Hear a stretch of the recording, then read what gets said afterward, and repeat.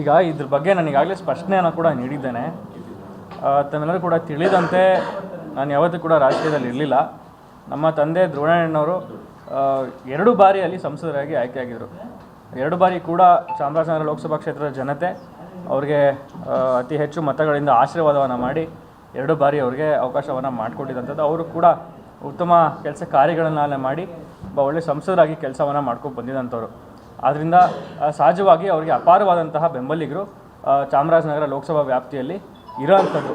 ಆದ್ದರಿಂದ ಈಗಾಗಲೇ ತಮಗೆ ಗೊತ್ತಿದೆ ಯಾವ ರೀತಿಯ ಬೆಳವಣಿಗೆಯಲ್ಲಿ, ಯಾವ ರೀತಿಯ ಒಂದು ಸಂದರ್ಭದಲ್ಲಿ ನಾನು ಚುನಾವಣೆಯನ್ನು ಎದುರಿಸಬೇಕಾಗಿದ್ದು ತಮ್ಮೆಲ್ಲರೂ ಕೂಡ ಗೊತ್ತಿದೆ. ಅಂತಹ ಒಂದು ಸನ್ನಿವೇಶದಲ್ಲಿ ನಮ್ಮ ಕ್ಷೇತ್ರದ ಜನತೆ, ನಂಜನಗೂಡು ವಿಧಾನಸಭಾ ಕ್ಷೇತ್ರದ ಜನತೆ ನನಗೆ ಧೈರ್ಯವನ್ನು ತುಂಬಿ, ಶಕ್ತಿಯನ್ನು ಕೊಟ್ಟು, ನನಗೆ ಚುನಾವಣೆಯನ್ನು ಎದುರಿಸಲಿಕ್ಕೆ ಬಲವಾಗಿ ನಿಂತು ಒಂದು ಐತಿಹಾಸಿಕವಾದಂತಹ ಜಯ, ಸುಮಾರು 47,107 ಮತಗಳಿಂದ ನನಗೆ ಒಂದು ಐತಿಹಾಸಿಕವಾದಂತಹ ಜಯವನ್ನು ನನಗೆ ನೀಡಿದ್ದಾರೆ. ನನಗೆ ಅದರಲ್ಲೂ ಬಹು ಮುಖ್ಯವಾಗಿ ಕಷ್ಟದ ಸನ್ನಿವೇಶದಲ್ಲಿ ನನಗೆ ಅವರು ಆಧಾರ ಸ್ತಂಭವಾಗಿ ನಿಂತಿದ್ದಾರೆ.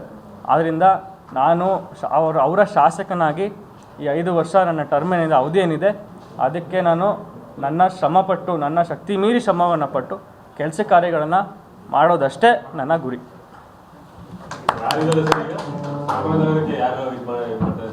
ಅದು ಈಗ ಹೈಕಮಾಂಡ್ ಡಿಸೈಡ್ ಮಾಡ್ತಾರೆ.